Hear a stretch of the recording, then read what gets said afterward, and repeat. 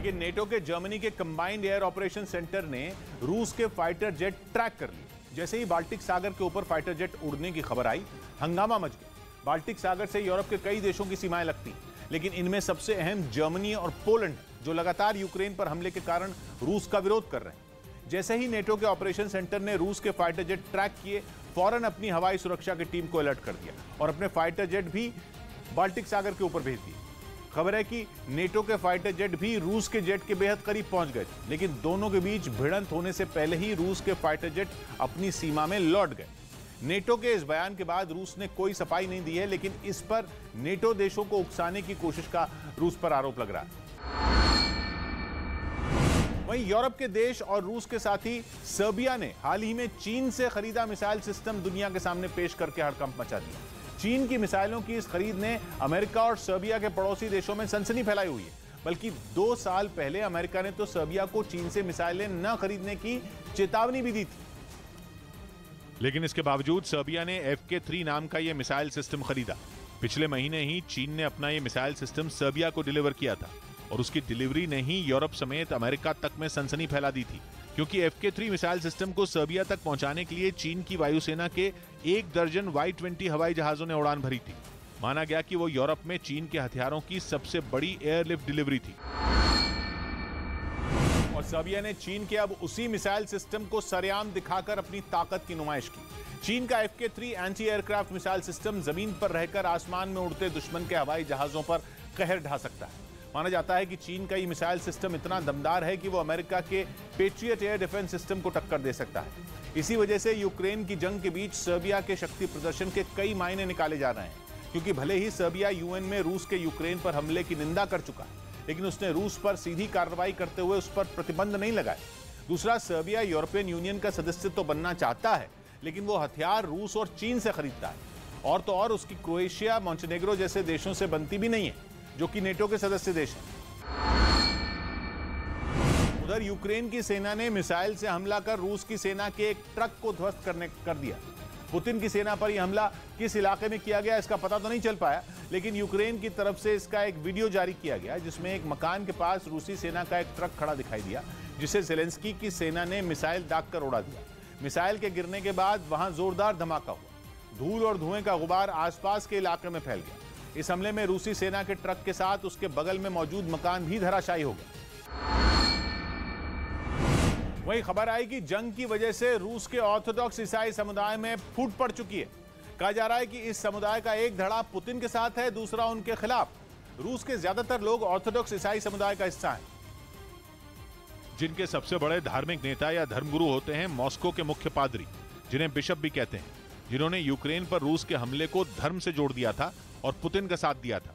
लेकिन अब इस मामले पर रूस का ऑर्थोडॉक्स ईसाई समुदाय दो फाड़ होता दिख रहा है, क्योंकि CBS न्यूज ने अपनी एक रिपोर्ट में दावा किया कि कुछ लोग बिशप के खिलाफ हो चुके हैं। CBS न्यूज ने लिखा कि बिशप के साथ काम कर चुके लोग उनका विरोध कर रहे हैं, क्योंकि उनका कहना है कि वो लोगों पर पुतिन की सोच को थोपने का काम कर रहे हैं। इस बीच रूस के राष्ट्रपति व्लादिमीर पुतिन का एक और बड़ा राज दुनिया के सामने आ गया। ब्रिटेन के अखबार डेली मेल ने दावा किया कि उनकी न सिर्फ 2 बेटियां हैं, बल्कि रूस की एक जिम्नास्ट खिलाड़ी से उनके 2 बेटे भी हैं, जिसे उन्होंने अब तक दुनिया से छिपा कर रखा था। पुतिन के 2 बेटे होने के दावे को सही साबित करने के लिए डेली मेल ने एक रिपोर्ट भी छापी, जिसमें यह बताया गया कि 2007 से रूसी राष्ट्रपति पुतिन के 38 साल की जिम्नास्ट खिलाड़ी अलीना कबाएवा के साथ संबंध थे। दावा किया गया कि अलीना ने 2007 में पुतिन के साथ अपने रिश्ते की शुरुआत करने से पहले कई बार स्विट्जरलैंड की यात्रा भी की थी। और इस रिपोर्ट के सामने आने के बाद पूरी दुनिया के आगे रूस के राष्ट्रपति पुतिन का यह राज सबके सामने आ गया।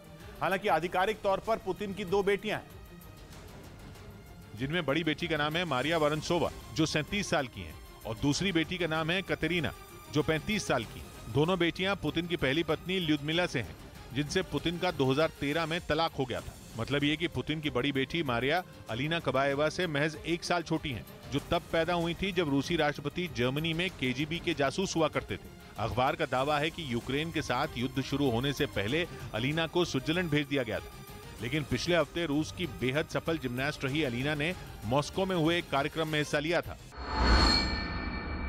इसके बाद यह दावा किया जाने लगा कि पुतिन जल्द ही यूक्रेन में किसी बड़ी जीत का ऐलान करने वाले हैं। और इसीलिए उन्होंने अलीना कबाएवा को मॉस्को बुलाया, क्योंकि पश्चिमी मीडिया के मुताबिक अलीना कबाएवा पुतिन की वो गर्लफ्रेंड हैं जिसे वो सबसे ज्यादा प्यार करते हैं। उनका नाम पुतिन के साथ पहली बार 2007 में जुड़ा था, जब मॉस्को के एक अखबार में उनके रिश्ते को सार्वजनिक करते हुए एक खबर छापी थी।